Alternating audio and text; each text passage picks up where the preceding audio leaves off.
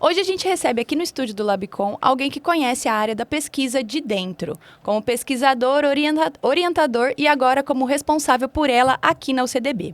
O professor Michel Ângelo Constantino é doutor em economia pela Universidade Católica de Brasília, cientista de dados, mestre em desenvolvimento local pela UCDB. Pesquisador das áreas de políticas públicas, economia e econometria, ele também atua como pesquisador visitante do Instituto de Pesquisa Econômica Aplicada, o IPEA, e lidera o grupo de pesquisa Science with R, registrado no CNPq. Em 2021, foi premiado pela Fundect como melhor pesquisador de Mato Grosso do Sul na área de economia do setor público e inovação. Desde o início deste ano, ocupa o cargo de pró-reitor de pesquisa e pós-graduação aqui na UCDB e agora acaba de assumir também a coordenação da Regional Centro-Oeste do Fórum Nacional de Pró-Reitores de Pesquisa e Pós-Graduação das Instituições de Ensino Superior Brasileiras. Professor, que currículo, né? Seja bem-vindo, professor Michel. Obrigado, Águeda. Obrigado a todos aí por esse convite, né? Espetacular estar aqui com vocês. Com certeza temos muitas informações nesse currículo aí para falar. E a gente vai hoje falar um pouquinho sobre como trabalhar com pesquisa. Uma dúvida que eu acredito que muitos tenham, quem está na graduação, quem também está ingressando numa pós-graduação, acredito que seja uma dúvida frequente, né? E quando a gente fala em pesquisa científica, muitos ainda imaginam um cientista isolado num laboratório, uma coisa bem estereotipada. O que essa imagem acerta e o que ela distorce? Hoje em dia não tem pesquisa isolada.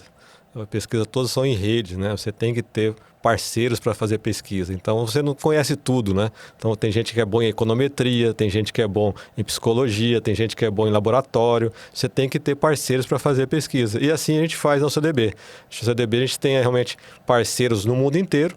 Esses parceiros vão trocando experiências, práticas, olhando qualidade de pesquisa e modificando isso. Então, hoje em dia, principalmente no mundo conectado, né? O mundo conectado, onde a gente tem realmente facilidade de você conectar as pessoas, conectar pesquisas, ideias, que pesquisa é ideia, né? E aí você vai desenvolvendo essa ideia, mas essa ideia precisa ser espalhada, conversada. E eu até brinco com os alunos da pesquisa que, olha, se a sua pesquisa não for conversada em casa, por exemplo, na família, olha, eu estou fazendo isso, eu gosto de fazer aquilo, eu estou lá no laboratório, estou experimentando se isso faz bem, se isso faz mal, como é que isso é importante. E aí você vai experimentando e conversando com as pessoas. Essa rede de relacionamento que você faz é que faz a pesquisa crescer. E existe uma crença de que pesquisa é território exclusivo da pós-graduação. Só quem está na pós-graduação pesquisa. Um estudante de graduação pode fazer pesquisa de relevância? Com certeza, né? A gente tem um incentivo muito grande no país e na UCDB, que é a iniciação científica.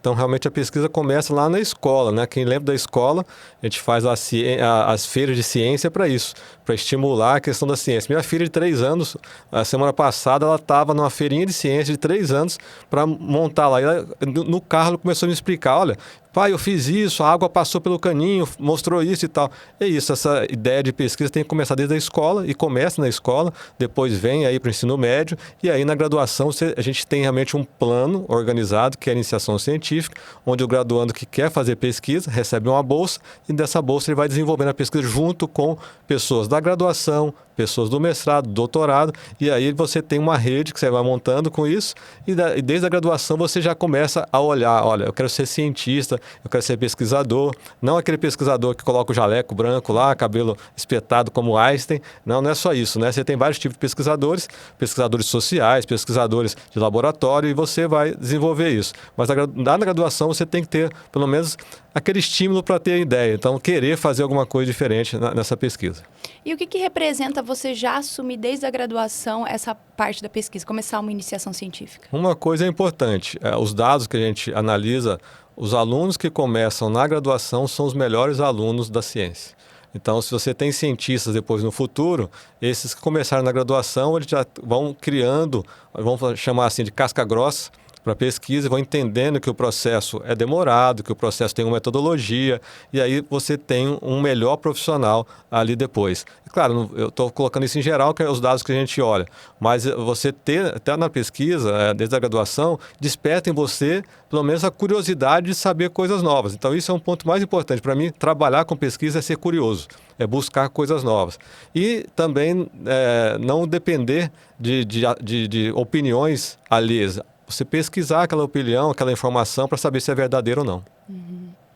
E aí a gente partindo para a parte da pesquisa. Para quem quer começar, a pessoa quer dar aquele pontapé inicial, como que ela começa? Qual que é esse caminho que ela deve seguir? Em geral, o que a gente olha, Agatha, aqui na UCDB e nas outras universidades que a gente tem contato, o caminho sempre é algum professor que ele chama atenção na sala de aula, desde o ensino médio e tal, chama atenção, olha, eu fiz um experimento aqui, olha, a pesquisa é assim e tal, e vai falando sobre isso na sala de aula. E algum aluno se interessa e vem atrás desse professor, pergunta, e a gente tem todo um caminho, uma rede para se fazer isso.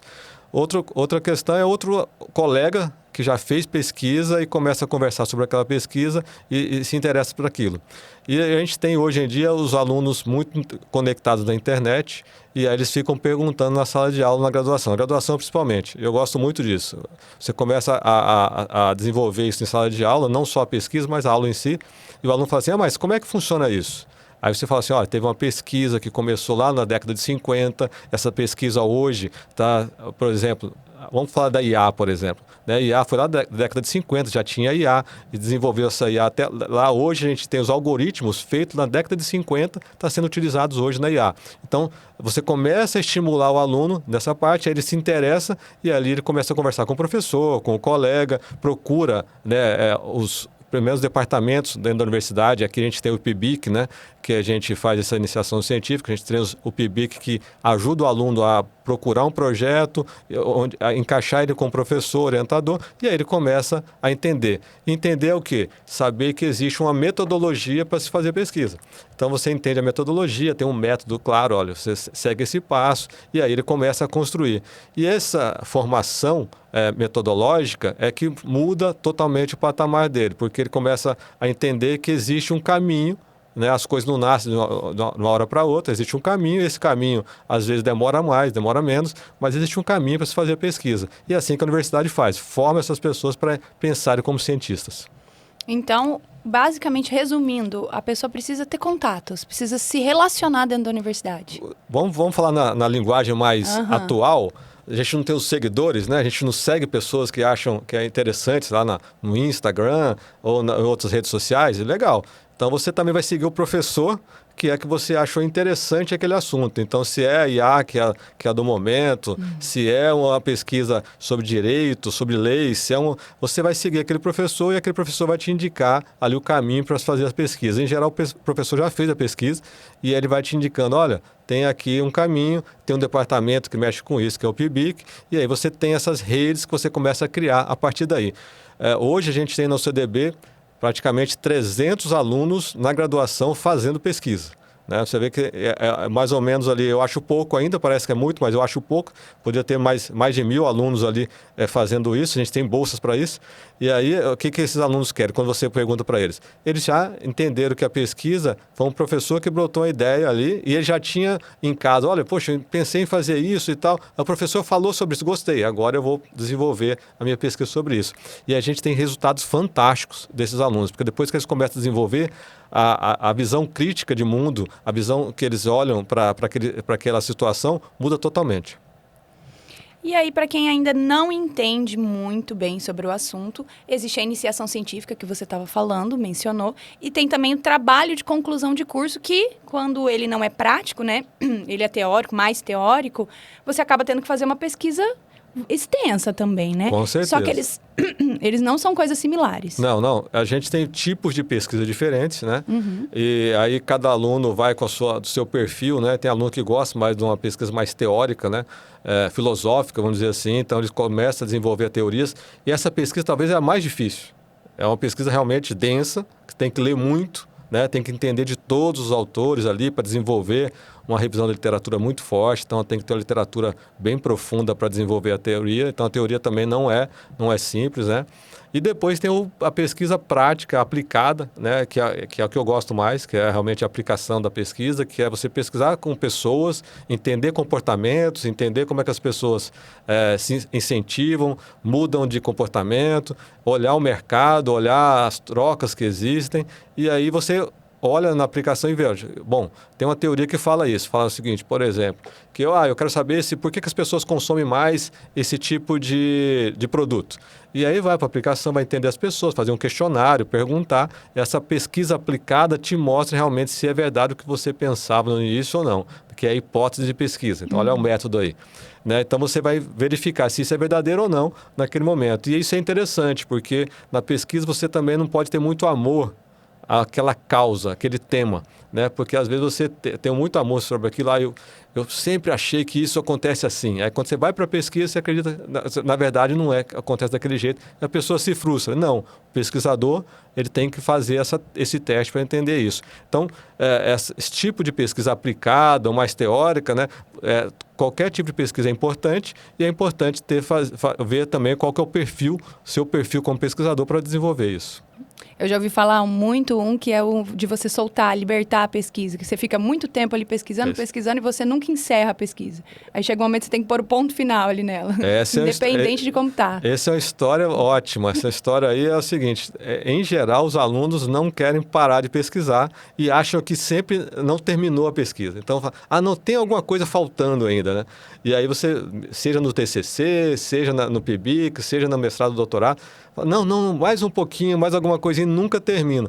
Esse é um comportamento que a gente tem realmente e a gente, como orientador, tem que orientar essa parte. Fala, não, tá bom, termina, apresenta que vai para outra etapa. Né? Isso é um ponto importante porque, na verdade, a pesquisa nunca para. Então, você chega num momento, tem um resultado, aquele resultado pode ser positivo ou negativo, diferente do que você pensou, mas chegou no resultado. E aí, daqui para frente, você muda a sua pesquisa para fazer outra coisa, para pensar em outras possibilidades na pesquisa. Mas, em geral, o comportamento é esse mesmo. Você fica ali preso naquele momento e quer sempre desenvolver, mas você tem etapas importantes ali da pesquisa. E o legal disso é que você aprende cada vez mais. Então, a pesquisa é para sempre estar aprendendo, né? Porque você vai ficar experimentando e aprendendo cada vez mais. Com as tecnologias hoje muito rápidas, você consegue achar soluções e achar mudanças de comportamento, por exemplo, também muito rápidas. Então, sua pesquisa, às vezes, começou hoje, fez um ano de pesquisa, no próximo ano ela mudou totalmente, porque o comportamento vem mudando bastante. Professor, você falou essa questão às vezes a pesquisa ela dá um resultado que não é o esperado, é um resultado considerado negativo. Quando a gente fala de pesquisa, se aquele caminho que está seguindo, ele sai um resultado que não é esperado, negativo, isso é uma falha na pesquisa? Era até uma das perguntas aqui, mas já vou adiantar, puxar o gancho. É uma falha na pesquisa ou faz parte do processo? Não. Na verdade, o resultado ser negativo também é um resultado. Né? Então, às vezes, as pessoas se frustram com isso. Falam, não, eu quero fazer aquele experimento para ver se aquele medicamento, por exemplo, deu positivo e ainda não deu. E tá bom, é o resultado que deu. Não deu, não dá para usar esse medicamento para essa doença, por exemplo. E aí você para, né, naquele momento, não deu certo para isso, vou para outro caminho. Né? Então, esse é um ponto importante. Às vezes as pessoas se frustram com isso. Teve uma história boa do doutorado, quando eu comecei em 2015, voltei de Brasília e estava no doutorado, e aí veio uma aluna que queria provar uma análise entre Brasil e Espanha, e ela sempre achou que Espanha fosse melhor que o Brasil naquele setor, não vou falar agora aqui, senão depois vão achar lá. Mas aquele setor que a gente estava analisando e tal, e ela, não, a hipótese era que a Espanha era melhor e tal.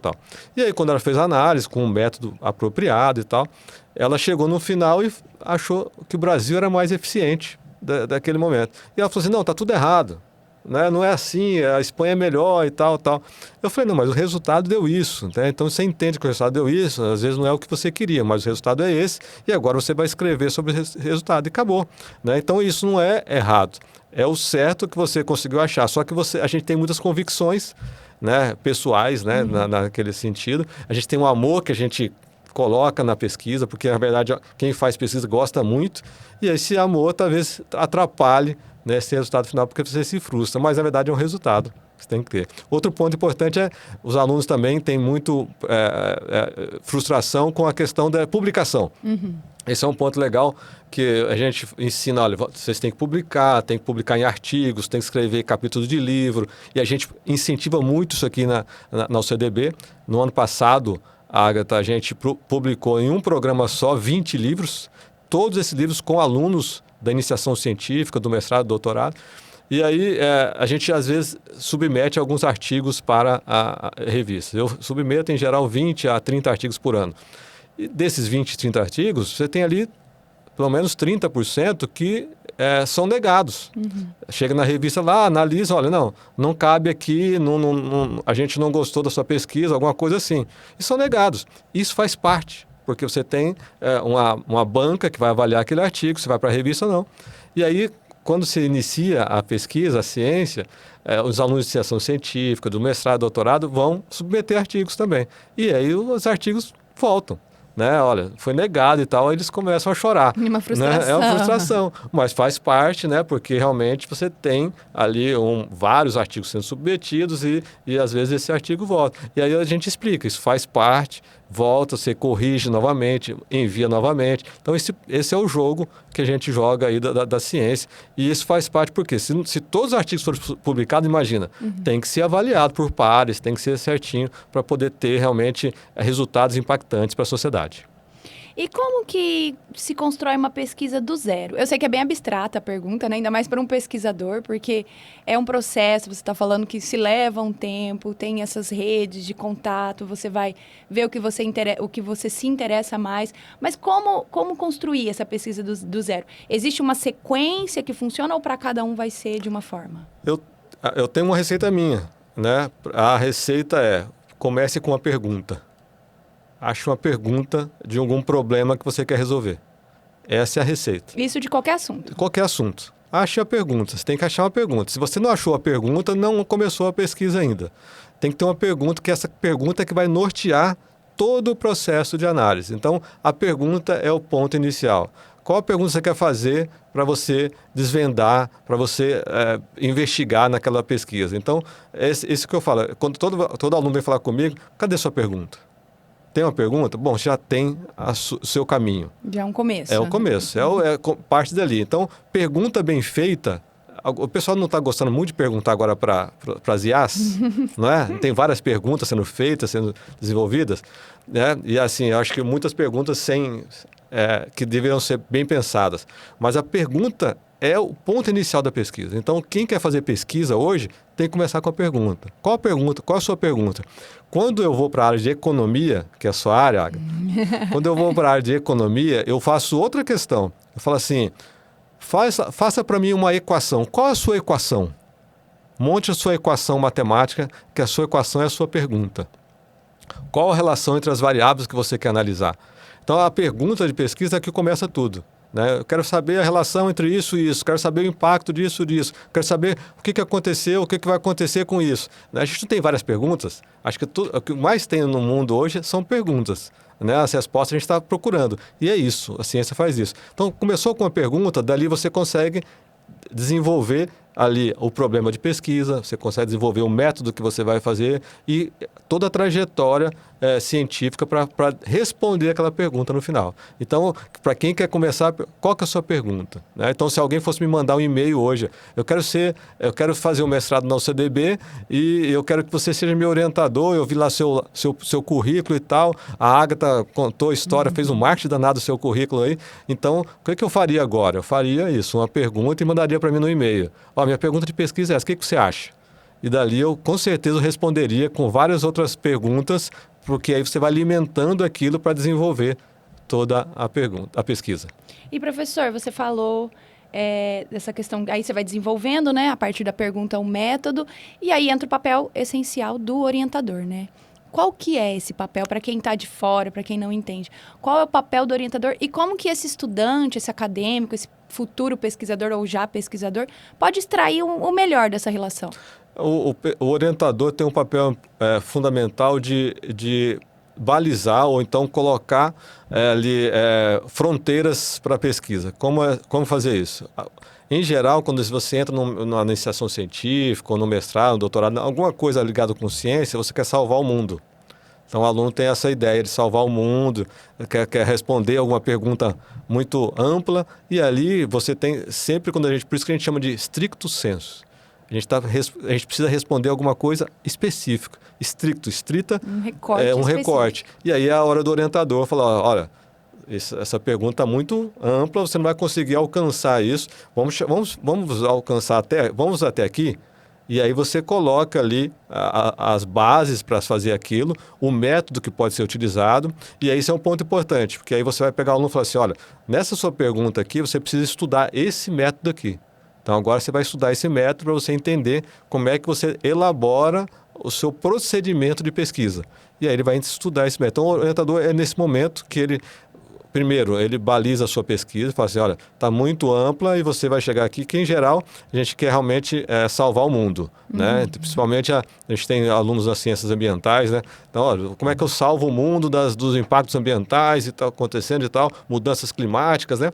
E aí, quando você fala, não dá para pesquisar tudo isso na sua tese de doutorado, você tem que diminuir, não dá para pesquisar isso no seu TCC, você tem que terminar isso aqui. Às vezes o tempo, né? Tempo que é também. de 2000 até 2026, mais de 20 anos pesquisando. Então, aí você reduz isso, você coloca ele ali numa amplitude que é possível e depois você vai desenvolvendo um método com ele. Então, ele consegue fazer isso e é o orientador que tem esse papel importante aí, nesse momento, de direcionar qual seria o melhor método e direcionar qual seria ali, pelo menos, a amostra que ele deve pesquisar para se desenvolver aquilo. Esse é um ponto importantíssimo, porque se deixar fica muito amplo e, às vezes, aí fica naquele momento que você falou inicialmente. Ele nunca acaba. Ele vai ficando, vai querendo atender tudo e nunca acaba. E é stricto sensu, a gente não está tentando atender tudo, a gente tem que entender só uma parte e ser o melhor naquela parte. Então, o cientista ele sai do mestrado, da iniciação científica, sendo especialista naquilo que ele está fazendo. E aí ele fica contando, por isso que eu falo, é em rede. Agora você conta isso para sua mãe, você conta para o seu pai, você conta para sua família, para o seu namorado, para sua namorada, e aí você vai contando isso para você ser especialista naquela pesquisa que ele fez.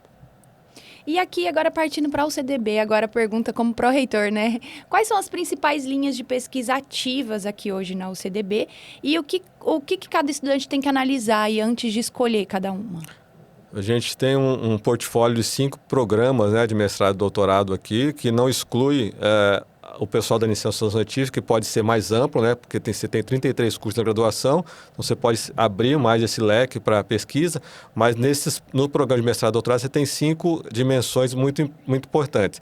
Além disso, essas dimensões também são multidisciplinares. Você pode ter alunos de diversas áreas aí para estudar. Então, a primeira delas, vamos colocar em ordem, é biotecnologia, que hoje é a área mais emergente do país e do mundo hoje. Então, a gente tem uma área de biotecnologia que é ampla, né? Pega vários aspectos, principalmente da saúde. Saúde é essa humana e animal. Então, você pode estudar aí desde a questão, um problema do agronegócio, como um problema aí, humano para desenvolver. A gente tem uma pesquisa que eu faço parte, né? Que trabalha com o barbatimão, por exemplo, que é uma pesquisa que a gente extrai o barbatimão e desse faz um spray que é para a saúde humana. Então, você tem várias possibilidades. A outra é o desenvolvimento local, que é o que eu fui coordenador, né? Então, essa é mais ainda aberta, que é interdisciplinar, pega qualquer área do conhecimento. Então, tem alunos desde o direito, economia, administração, biologia, psicologia, tem alunos de todas as áreas do conhecimento que está preocupada em desenvolver soluções para os municípios e para o estado e para o país. Soluções de desenvolvimento. Então, quais os impactos no desenvolvimento? Então, você olha qualquer tipo de soluções para analisar isso. Então, você tem uma possibilidade muito grande. Esse é o curso de maior impacto da UCDB. O curso que tem maior nota da UCDB, né? Nota 7, nota não só 7. da UCDB, né? Não, é o melhor curso do Centro-Oeste, né? E do Mato Grosso do Sul. E o Biotecnologia também é a nota 6, é o melhor curso também do Mato Grosso do Sul, de biotecnologia. a educação, o curso mais antigo da UCDB, é um curso que aí é focado mesmo, disciplinar na educação, o pessoal da pedagogia, né, o pessoal indígena que vem estudar aqui. A gente tem hoje 15 alunos indígenas fazendo mestrado e doutorado. E a educação é um curso que tem mais de 30 anos, que está há muito tempo aí e é consolidado também, nota 6, o melhor mestrado e doutorado em educação do Estado. E aí nós temos ciências ambientais, que eu faço parte também. Ciências ambientais está ligado com o agronegócio, produção sustentável e Pantanal. Então a gente está olhando para problemas do Pantanal e problemas ligados ao agronegócio do nosso estado, que é o principal motor da economia do nosso estado. E por fim a psicologia, que é um curso também antigo da UCDB, que abarca a questão da saúde, né, e abarca a questão de comportamento. Então, eles têm esses dois lados. Então, a gente tem um portfólio de 5 de programas que traz aí realmente a possibilidade para qualquer aluno da UCDB ou de outra universidade vir fazer o mestrado e doutorado com a gente, né? E aí uma coisa importante é lembrar que a gente também tem um caminho que a gente incentiva na graduação o aluno a ir para a especialização. Então, a gente sempre fala assim, vai para a especialização para depois para o mestrado. Isso não tem, isso não é preciso. Eu vou falar isso para meu testemunho próprio, né? Eu fiz 3 especializações, né? Porque eu achava, e não sei por que eu achava isso, que eu tinha que fazer especialização antes do mestrado. Eu fiz 3 especializações antes, e aí um dia eu falei, mas por que eu fiz especialização? Eu fui perguntar, não, você podia ter ido para o mestrado logo. Então, quem quer para uma carreira mais científica, virar professor e tal, já pode sair da graduação, iniciação científica é indicado, né? E já pode ir para o mestrado direto. Né? Então, não tem problema nenhum a graduação e para o mestrado. Porque a gente tem realmente, toda vez que a gente conversa com algum aluno ou faz alguma pesquisa, ele fala assim, não, mas eu não tenho que passar pela especialização, acha que é uma escadinha. Na verdade, não é. E tem outro caso também, nós temos alunos que passam da graduação direto para o doutorado. Existe? Existe. Nós temos alguns alunos uns gêniozinhos aí que a gente tem na UCDB, que na graduação entram na iniciação científica, publicam artigos de alto nível com os professores e como eles têm uma alta taxa de publicação e de qualidade de publicação, ele pode pedir para ir direto para o doutorado. Então, existe alguns professores da UCDB que já fizeram isso e tem alguns alunos, acho que hoje tem uns 5 alunos que já foram direto da graduação para o doutorado. Né? Então, tem essa possibilidade também. A gente tem algumas regrinhas no regimento lá dos programas, tem as regrinhas lá, mas essa possibilidade também. Porque posso fazer o doutorado? Pode fazer o doutorado direto. Mas tem essas regrinhas aí de produtividade, que elas são as regras importantes para garantir que tenha qualidade. Ou, pelo menos, que o aluno já entendeu a formação científica. Se ele já entendeu isso ele já pode ir para o doutorado. Então, isso são as possibilidades que a UCDB tem. Né? Lembrando que a UCDB hoje é a universidade que tem as melhores notas, né, de mestrado e doutorado do Estado. Né? Apesar de a gente tem 5 programas, os programas têm 60% das melhores notas do Estado. Então, a gente tem realmente essa possibilidade. Com praticamente nossos alunos, 70% dos alunos têm bolsas.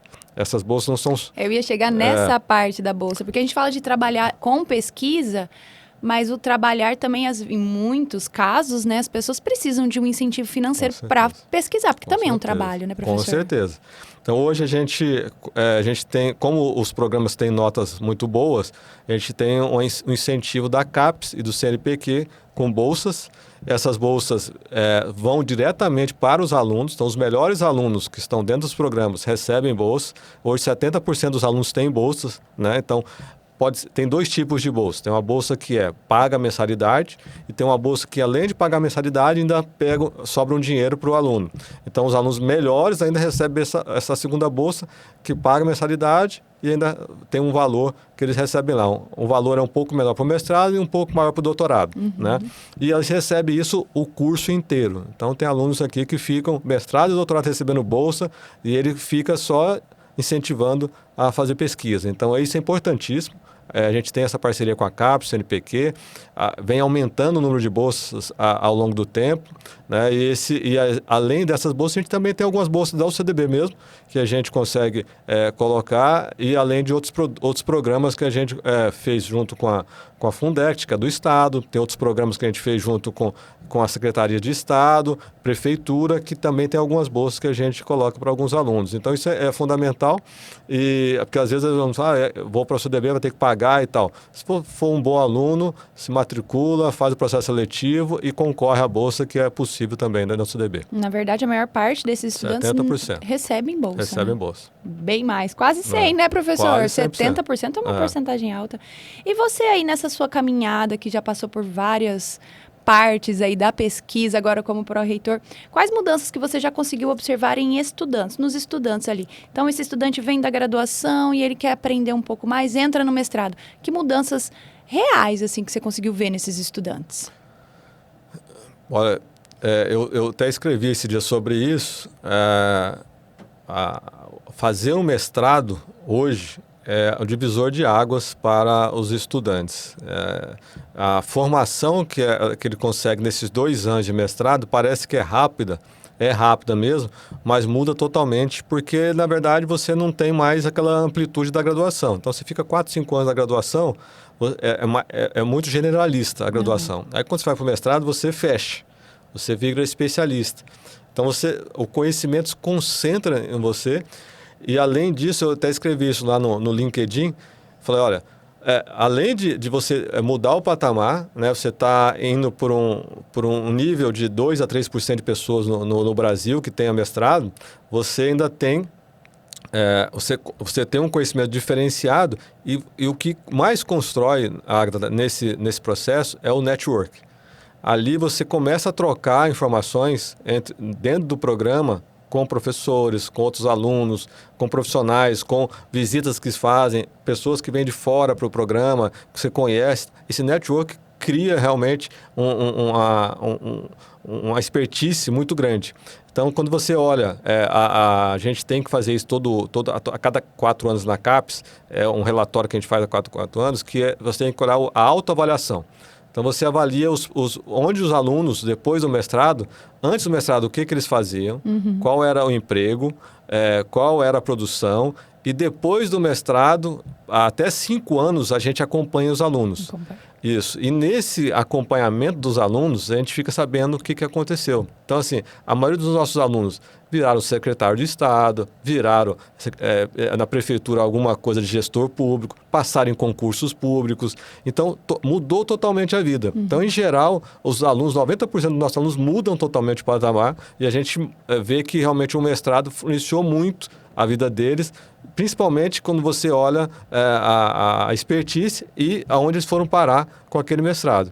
Então, a gente tem muito orgulho disso. E quando a gente olha isso, principalmente na UCDB, o CDB tem um histórico, né, um pioneirismo de ter pessoas formadas aqui que foram para todo lugar do mundo, mas depois você olha para o mestrado e o doutorado, você fala assim, nossa, deu um salto muito grande. Eu sou um caso desse, né? Depois do mestrado, que eu fiz na UCDB mesmo, as portas se abriram para várias coisas, né? De oportunidades dentro da UCDB, fora da UCDB, e de parcerias que a gente não conseguiria assim, a gente consegue muito mais facilmente depois disso.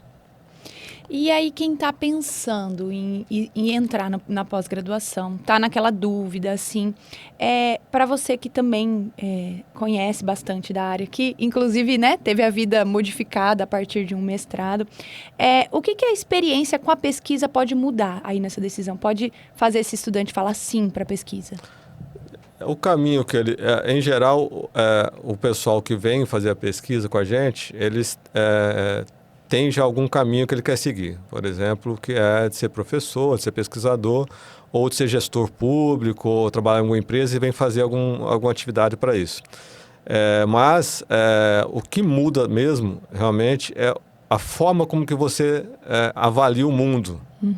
Então, por exemplo, se você... A gente olha assim, depois que a pessoa que faz o mestrado é contratada numa empresa, ele tem um novo olhar para a análise, por exemplo. Então, ele vai analisar a empresa de uma outra forma, né? Que era da graduação para o mestrado. Então, você tem um método para fazer isso, você tem uma formação, você aprende a falar, você aprende a apresentar, você aprende a se organizar. Então, você tem toda uma programação que você faz de comportamento que muda totalmente. Então, por exemplo, a gente tem um aluno que foi para a prefeitura e ele começou passou no concurso, mas um concurso mais simples, e ele passou no mestrado. Isso já fez ele aumentar o salário. Só que não só isso que era importante para ele. Com o mestrado, ele se diferenciou das pessoas que estavam lá. A pessoa, peraí, esse mestrado poderia ajudar em outras coisas. E aí ele começou a mostrar os estudos dele que ele poderia fazer para a prefeitura. Começou a mostrar. Daqui a pouco ele virou secretário, mostrando esses estudos, porque ele já tinha avaliado Campo Grande nos estudos dele. Ele sabia quais eram os problemas, como é que ele poderia solucionar isso, como é que ele poderia achar métodos internamente para desenvolver essas soluções. Então o mestrado dá essa capacidade, e essa capacidade muda totalmente esse patamar. Então é esse que eu sempre falo, olha, vem para o mestrado, que você vai mudar a forma que você vê, não só dentro da gestão pública ou gestão privada, você vai mudar a forma que você vê o mundo. Você vai olhar o mundo de outra forma, né? E você vai estudar com pessoas que já têm uma experiência muito grande, e isso vai te dar pelo menos uma diversidade maior de olhar por esse mundo, né? Então a gente, pessoal, mas a gente olha os nossos alunos, a gente olha realmente que eles mudam totalmente a forma de ver o mundo. Isso faz muita diferença, porque essa diferença é que vai desenvolver, pelo menos, políticas novas para o nosso país. Uhum. E traz a capacidade ou a possibilidade de também mudar o mundo de volta, né? Com certeza. Porque você mudou a forma como você vê o mundo, mas o mundo também pode ser modificado para melhor, né? Com certeza. E essa é a ideia, né? Além disso, a gente tem uma experiência também interessante, é que quando os alunos fazem o mestrado e doutorado, a família depois quer fazer. Então, os filhos são impactados com isso. Então, olha, poxa, meu pai tem doutorado, minha mãe tem doutorado, né? Falando nisso, 60% dos nossos alunos são mulheres, né? Então, a gente tem um outro perfil. Então, olha, minha mãe tem doutorado. Poxa, eu queria fazer também. Olha, é um exemplo, né? Você vai dando exemplos na família, essa família também vai trazendo. Então, você vai mudando o mundo. Então, as pessoas mais educadas, o mundo é melhor, você discute melhor, né? Então, e o mais interessante no final é que em alguns programas, a gente que acompanha mais de perto, é que esses alunos nunca deixam de vir no programa. Então, a gente tem umas doutorandas, uns doutorandos aí, que já passaram há 10 anos e continuam no programa. Continuam como? Na rede, ajudando outros alunos, voltando a fazer pesquisa e desenvolvendo essa pesquisa, né? A gente teve agora no curso de Direito uma aluna, que era uma doutoranda nossa, que foi fazer o mestrado nos Estados Unidos, agora veio fazer o doutorado com a gente. E ela veio falar para os alunos de Direito, né, no DACLOB lá, toda aquela informação. Olha, como é que eu fiz minha formação, para onde que eu fui. Ela virou promotora, né, hoje ela voltou a fazer o doutorado, hoje ela é diretora de uma área bem específica da promotoria, e ela veio contar a história, passou no CDB. Então aí muda totalmente. Aí ela conta, olha, depois que eu passei no CDB, agora eu sou analista de outra forma que eu faço aqui no meu trabalho. Muda totalmente, né? E se você pudesse dizer, vamos já encerrando aqui, se você pudesse dizer uma coisa para esse estudante que quer trabalhar com pesquisa, mas que ainda não começou, tá meio receoso, tem essa questão, às vezes, financeira da bolsa que você mencionou, tirou todas as dúvidas. Mas se você pudesse dizer uma coisa, o que você diria para esse estudante? Não tenha medo, venha fazer a pesquisa, seja um pesquisador. Porque eu incentivo muito a pesquisa, porque a pesquisa liberta, né? Eu falo, pesquisa liberta. Esse é um ponto. Porque você começa a pesquisar, você vai se sentir livre quando você entende melhor das coisas do mundo. Então não tenha medo, porque hoje a gente tem várias possibilidades, principalmente de bolsa, de outras possibilidades também. Comece com iniciação científica, vai atrás de um professor, segue um professor, né? Igual você segue alguém no Instagram, na rede social, segue um professor, vê o que ele está fazendo, se você gosta daquele assunto, pergunta para ele. E se e quer pular alguma etapa, não, eu quero logo ir para o mestrado, alguma coisa assim, quero saber lá no mestrado. Também no mestrado você tem professores que atendem a iniciação científica, né? E aí você começa, olha, minha ideia é essa, o que vocês acham? Converse da sua ideia. Então não tenha medo, fale da sua ideia, faz uma palestra da sua ideia, escreva sobre isso, marque um professor numa rede social, fala, professor, eu quero essa ideia aqui, mande e-mail, pergunte. Eu me lembro um exemplo claro da Duília, que é uma pesquisadora, uma cientista brasileira que foi para a NASA. Ela tinha uma ideia muito legal. Ela falou assim, olha, eu quero observar os planetas, mas eu quero observar de uma forma diferente. Ela tinha uma ideia lá, ela achava que aquilo era diferente, que ela deitava na cama e olhava o planeta de forma diferente. Ela queria ir para o Chile para fazer essa pesquisa. Só que ela sabia que tinha um cara, que ela pesquisou na internet, que um cara estava lá na NASA, que aquele cara, ela queria ser igual aquele cara, porque aquele cara também pensava do jeito dela. Ela mandou um e-mail. Olha, eu quero ser pesquisador, eu estou aqui, tá? O que você acha e tal? Penso nisso. Ele só mandou para ela, welcome, seja bem-vinda. Então é isso, não tenha medo, né? Vá atrás, porque realmente a gente tem muitas possibilidades de fazer pesquisa, a gente tem muitas, não só a bolsa, mas possibilidade da gente integrar na pesquisa como voluntário também, para começar. Muita gente tem medo de ir para o mestrado, porque fala assim, poxa, acabei a graduação, fui para o mestrado. Pode ir para o mestrado que vai conseguir, porque a gente já está acostumado com esse padrão. Pessoas que realmente não têm conhecimento inicial sobre pesquisa, mas é lá que vai aprender. Então, essa é a formação. Hoje a gente tem muitas possibilidades de achar, por exemplo, parceiros internacionais que financiam pesquisas. Então, tem muito aluno hoje na UCDB que procura a questão internacional. Eu quero ir para outro país. Legal. Lá no programa, lá nos programas, lá na própria, a gente também consegue fazer essa conexão. A gente tem convênio com mais de 40 países. Então, a gente pode fazer a conexão. Mas é mais fácil você estar fazendo um mestrado ou um doutorado para fazer essa conexão do que você fazer essa conexão sozinho. Então, você vai para o mestrado, que já tem um programa organizado para isso. Com um objetivo. Com um objetivo, e você fala, eu vou passar 1 ano, 6 meses em outro país para fazer a minha pesquisa. Legal, a gente faz isso. A gente tem várias bolsas sanduíche, que a gente chama. Bolsa sanduíche é isso, que a metade do pão é no Brasil, a outra metade no outro país. E aí você faz nos dois países, depois junta isso, e aí você consegue até 2 titulações em alguns casos, né? Então, não tenha medo, procure aí um orientador, procure alguma pessoa para se engajar nessa pesquisa, e você vai desenvolver, com certeza, um olhar mais crítico, e isso vai te dar uma possibilidade muito boa. Quem sabe a gente tem um Nobel aí, né, nessas questões. Então, é isso que a gente incentiva, é trazer pessoas que pensam coisas novas ideias, e que não tenham medo de seguir esse caminho. E professor, se a pessoa tiver muito tempo fora da academia, porque às vezes a gente tem essa questão, né? Não inclui aqui, mas agora nesse bate-papo, acho que faz diferença também, porque às vezes a pessoa está fora, mas ela também tem uma pergunta, ela tem ideias, ela passou pela graduação. Qual que é esse caminho também? Segue a mesma coisa, não deixar a peteca cair. Esse é mais fácil. É mais fácil. É mais fácil. 20% hoje dos nossos alunos dos mestrados e doutorados são pessoas que até já se aposentaram. Tinham a ideia, mas foram para um caminho... Foram trabalhar, a vezes, família e tudo mais, mas agora tem um tempo para estudar. E isso é prazeroso. E eles voltam com as ideias, né? E aí com a experiência, imagina, ideia, experiência juntos, e aí vem fazer a formação.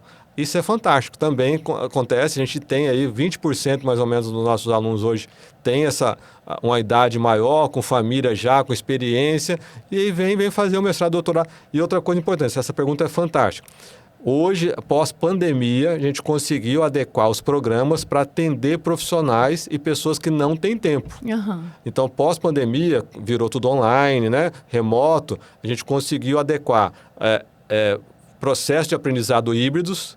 Então, a gente consegue modificar as aulas e tem estratégias para atender as pessoas que também não têm tempo. Hoje, a gente tem a maioria dos nossos alunos são pessoas que trabalham também. Tá bom? Tá bom, professor. Muito obrigada pela sua presença aqui hoje. Tirar essas dúvidas, que eu acredito que muita gente tem essas dúvidas. E eu agradeço e espero que a gente faça outros desses momentos de tira dúvidas aqui. Com certeza, Agda. Agora também falta convite para você fazer um mestrado com a gente, né? Porque economista, jornalista tem que fazer um mestrado agora, tá certo? Tá bom, obrigado pelo convite aí, vamos juntos.